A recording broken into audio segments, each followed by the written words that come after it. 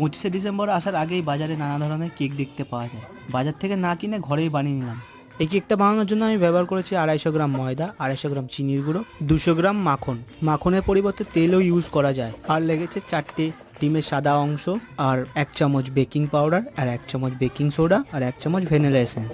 ভিডিওতে যেইভাবে আমি উপকরণগুলো একটির পর একটি ব্যবহার করেছি ঠিক সেইভাবেই আপনারাও ব্যবহার করবেন। যদি মনে হয় ডোটা হার্ড হয়ে গেছে তাহলে আপনারা দুধ ইউজ করতে পারেন।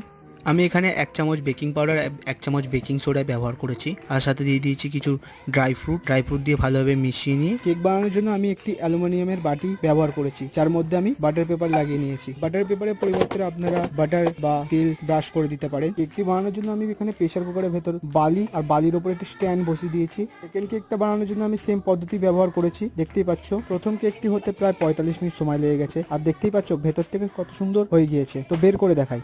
তৈরি আমার ক্রিসমাস কেক।